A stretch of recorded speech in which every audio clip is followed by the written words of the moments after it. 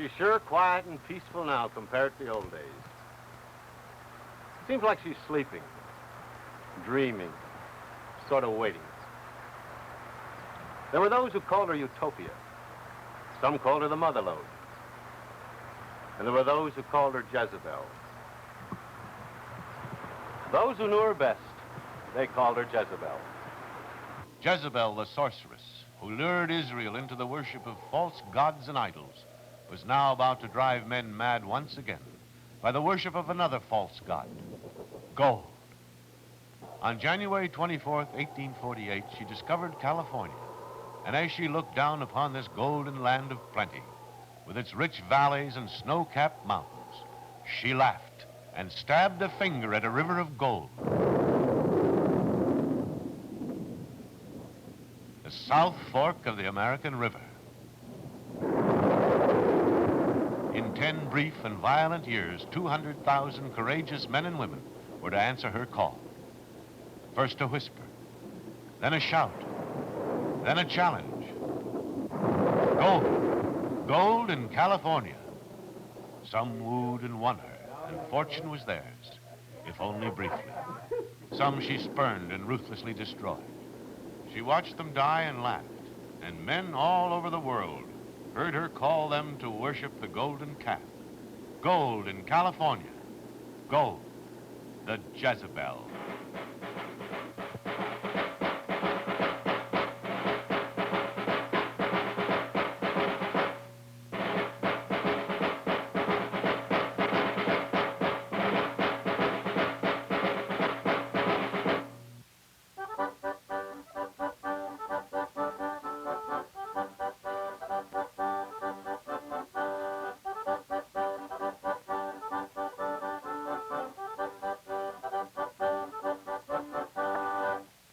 The stage was set, the act is cast.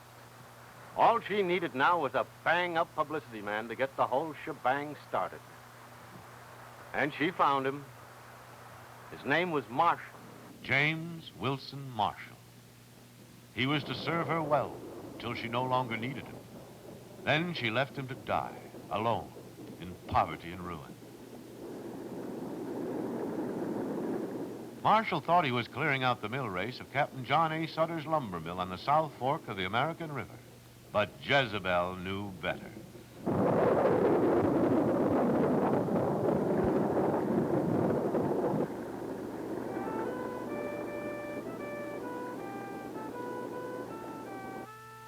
It looked like gold, but who could tell for sure? It might be wise to show it to Captain Sutter down in New Helvetia. 23-carat gold it was. That little nugget was destined to trigger an emigration the likes of which the world had never seen before and would never see again.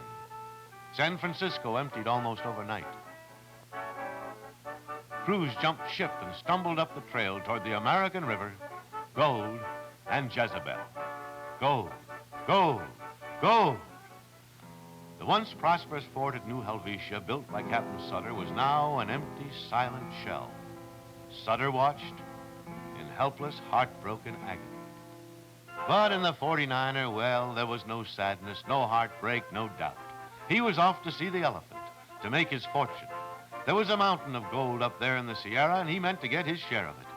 Why, in less than a week, he'd be gathering nuggets off the ground like he was picking up fresh baited potatoes.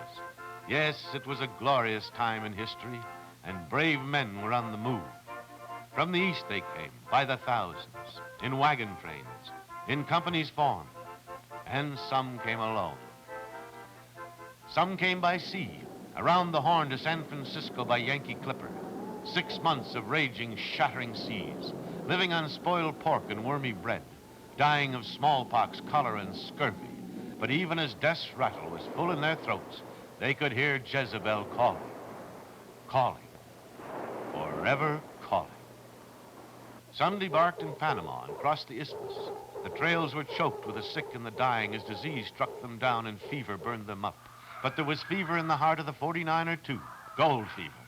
There was gold in California, and he must keep his rendezvous with Jezebel. But most of them, they gathered on the banks of the wide Missouri at Independence, Westport Landing, and St. Joe. For weeks now, they'd camped here at St. Joe on the east bank of the Missouri. This was the day they'd been waiting for spring in the long grass.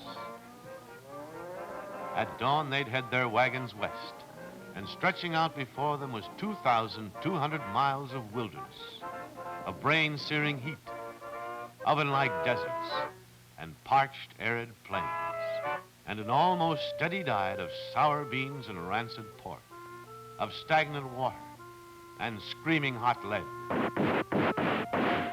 But on the night before the big day, they dreamed of home, of loved ones left behind. My darling, tomorrow we start on a great adventure. Already, I miss you and the babies.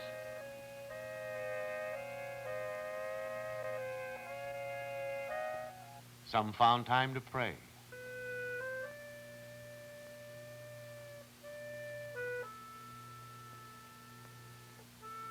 Some found time to play.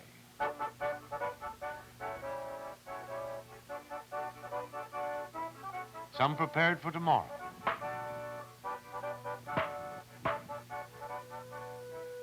And some slept and dreamed of California and the Golden Jezebel.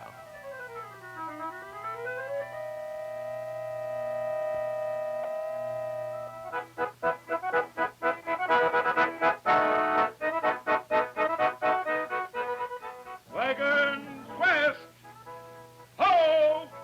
As the great day dawned, an army of innocents, unschooled and untaught in the ways of the West, began to move across the wide Missouri to blaze a glorious trail into history.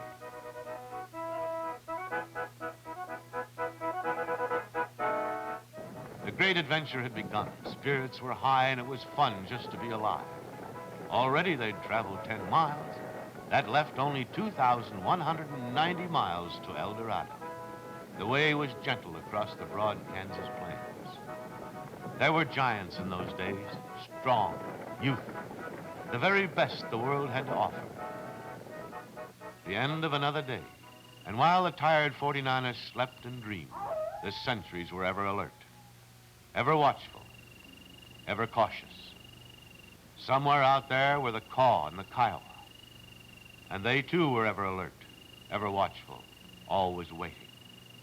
The next morning, they moved on across northeastern Kansas toward the crossing of the Big Blue River.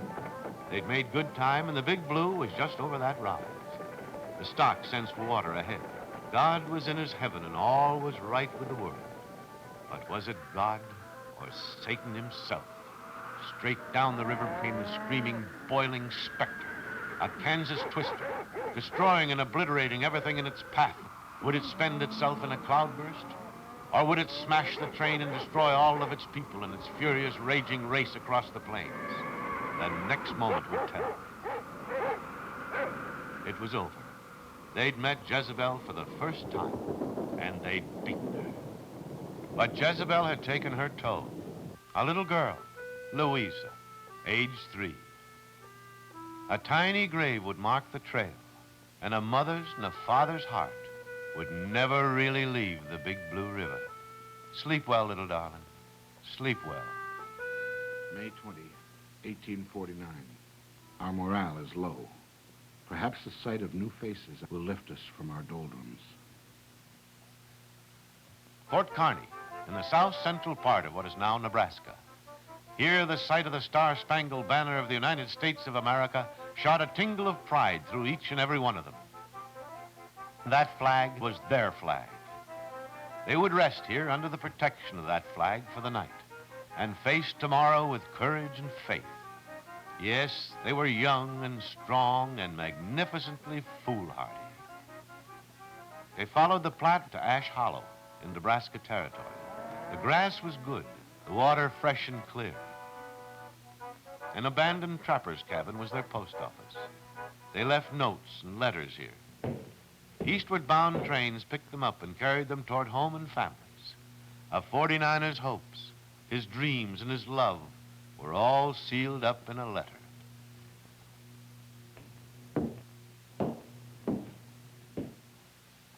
In western Nebraska, they watched a landmark grow slowly closer. Bets were made as to how high she was. Some said she was 80 feet tall. Some judged 700 or 800 feet. Chimney Rock, they called it. Like the finger of God, it pointed up into the heavens, beckoning, encouraging, and showing the weary 49er the way. On the 3rd day of June, they crossed the North Fork of the Platte River. And now the eternal winds began to whip into a man's soul. The stock began to grow lame. The water was brackish and filled with slime. And always there was that wind whistling and screaming into a man's brain, whittling at his nerves, testing him, eager to destroy him. June 20th, 55 days out of St. Joe. Some folks were born, and some folks died. And some folks slept restlessly and dreamed of the Golden Jezebel.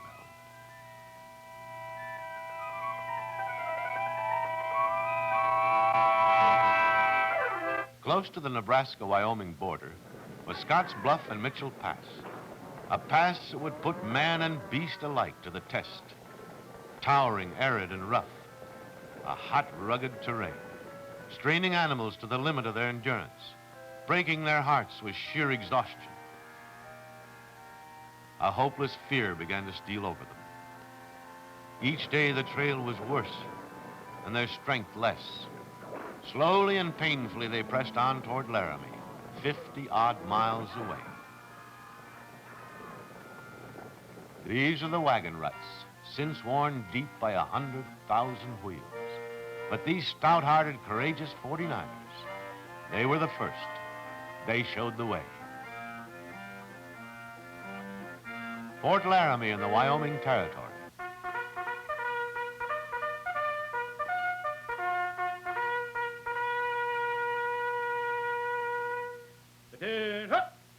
Forward!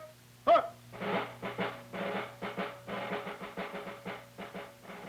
The last place to take on supplies and leave letters, to hear news of El Dorado, and to enjoy the security and safety of the flag of the United States of America until they reached Fort Bridger, some 400 miles and 6 weeks away. Only memories now, but proud memories. Memories that will never fade, must never fade.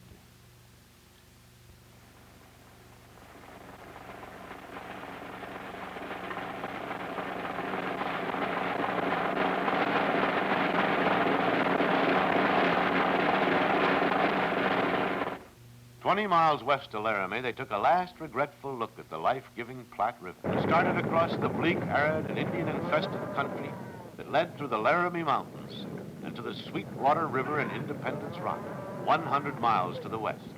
The scouts watched for Sioux and sighted buffalo, and for the moment, the threat of the Sioux was forgotten.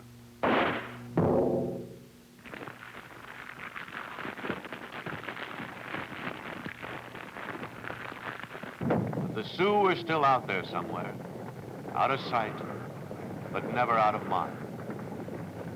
The signs were clear and plentiful.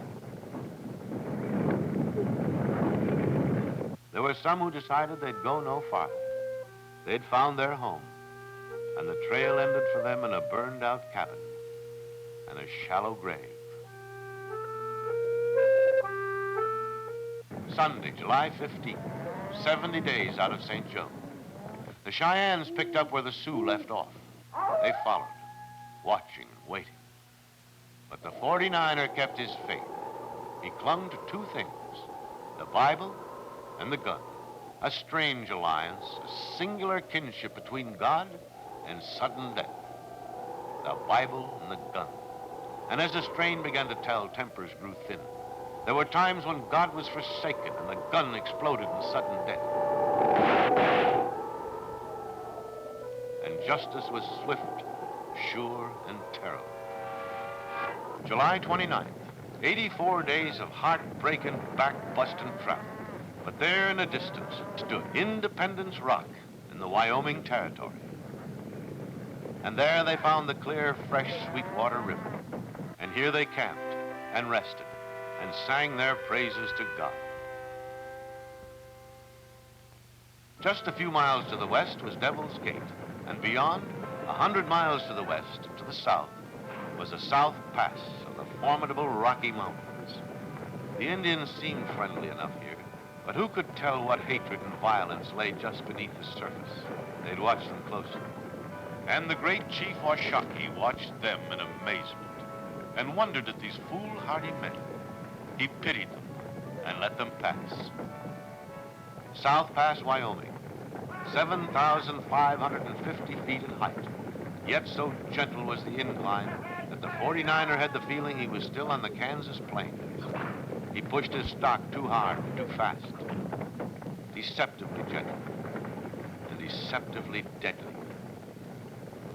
And at last they came to Fort Bridger in the southeastern corner of Wyoming. Detail, mount. Detail, forward, ho! Founded by Jim Bridger in 1843. Here the 49er rested and took on supplies. Much of the history of the West was made here. Restless, courageous men walked this ground, if only briefly. For them, there were always new mountains to climb, new rivers to cross, and a new and savage wilderness to be explored. Jim Bridger, Jedediah Smith, John Fremont, Kit Carson, George Custer, Peter Skeen Ogden, Brigham Young. They were all here. Perhaps they still walk here, dreaming of new frontiers, a new wilderness to conquer. Dog-weary, the 49ers slept a deep and dreamless sleep. Down Echo and Emigration Canyons, they followed the trail blazed by Brigham Young. They were 110 days out of St. Joe when they passed the Great Salt Lake and headed slowly toward the blinding brilliance of the Great Salt Desert. A blistering, blinding hell stretched 60 miles ahead of them. No water, no shade, and a white, hot sun shriveled their bodies and ate into their brains. They posted sentries, but of what use were they? Who could live here? Who could threaten? Except maybe death itself. In hopeless despair, they stumbled on, but they held fast to the dreams they knew were real. Dreams of El Dorado and Jezebel. Today they reached the Humboldt River. Soon this life-giving water would disappear into the alkali dust of the most feared section of hell in the West, the Humboldt Sink. The dread alkali began to show up like frost upon the ground, the devil's frost. And as the sun gradually drew the life from a man, the Paiute silently watched and waited for the chance to run off his stock. And the bone-tired, dehydrated sentries watched the watchers. They searched for signs of water, and there were none. Only the baked alkali dust as far as the eye could see. They left a well-marked trail. A man had to travel light and keep moving. Keep moving.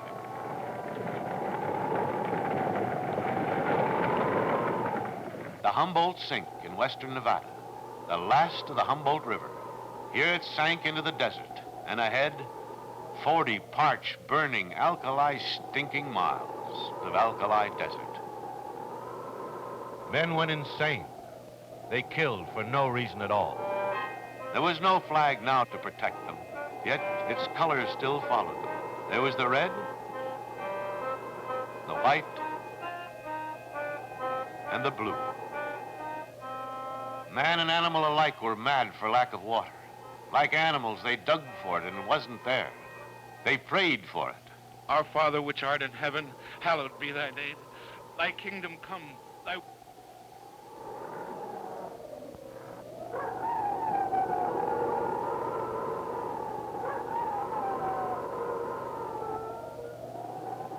Another white-hot day.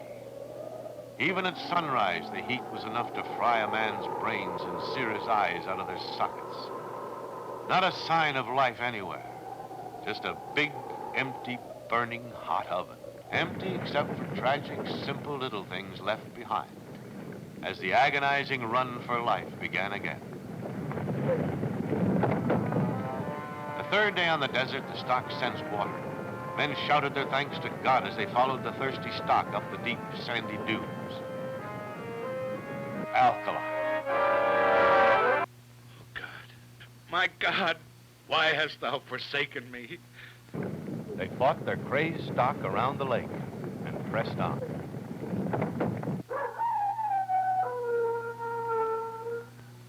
August 24, 1849. It's been almost 4 months since we left St. Joseph. If we don't come to water tomorrow, we will go no further. It will not be humanly possible. And Jezebel heard their prayers and laughed. But there was another who heard the prayer, and he looked down upon his children with pity and compassion. And in the morning, somehow, the searing heat had gone out of the sun's rays. The terrain was changing now, and there was no doubt that the smell of fresh water was in the nostrils of the animals. And there it was, the clear, fresh water of the Carson River. Gone now was the crimson, choking misery of the desert. The smell of the sage was sweet in the air, and hope was strong in their hearts. The elephant was not far away now. They had come over 2,000 miles to see the elephant, and there it was, that towering, saber-toothed range folks called the Sierra Nevada. Only 100 miles away lay Hangtown, and a few miles to the north was a south fork of the American River, Sutter's Mill, and the end of the rainbow.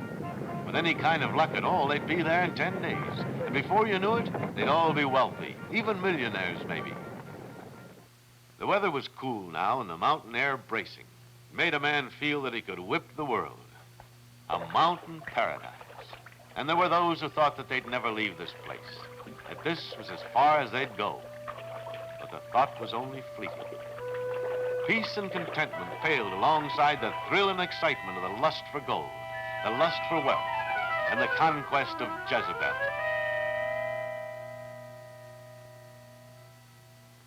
The way grew rougher, and the mountain was no longer a paradise. They fought time and the elephant. It seemed that beyond every mountain there was another mountain, and beyond every pass, a solid wall of granite, steep, treacherous, impassable.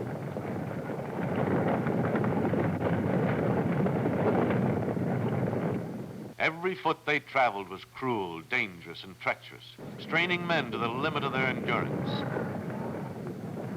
Already the 10 days had lengthened into 2 weeks, and the summit was not yet in sight.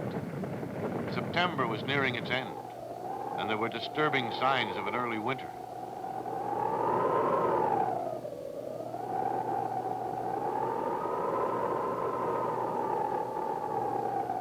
As they began to descend the western slope, they left the snow behind. The chill left the air, and the cold fear in their hearts disappeared.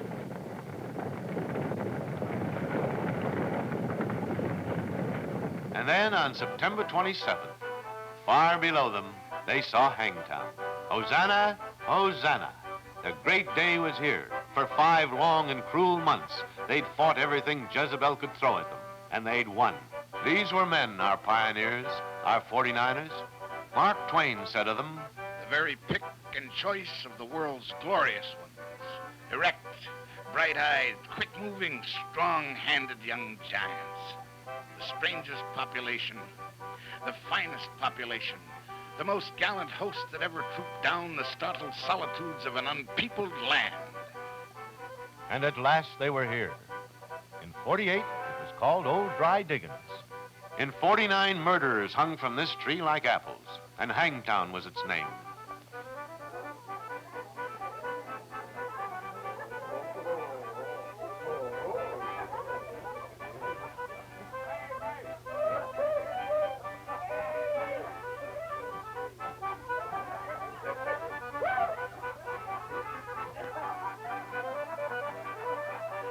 The temptation to stay here was great, but all this must wait. Just 8 miles to the north was Sutter's Mill, the South Fork, and nuggets of gold as big as hen's eggs. All a man had to do was pick 'em up. But Jezebel had the last laugh. Every foot, every inch of ground along the river was already claimed. There was no room for him, no wealth, But Jezebel had given birth to a giant, the biggest gold strike of all time. A load of gold almost 200 miles long and 20 miles wide. Enough gold for everybody in the whole world. And a man had room to look around, and Jezebel gave him enough rope. Gave him his head. Some found her, wooed her, and won her. Some found her, looked into her eyes, looked into the very soul of her, and died.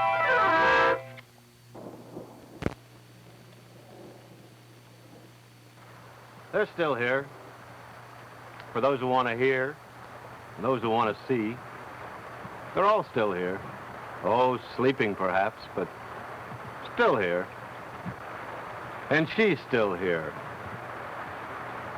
Because way down deep, there's still gold. Millions of dollars of it, just waiting for the price to go up, for men to want it badly enough.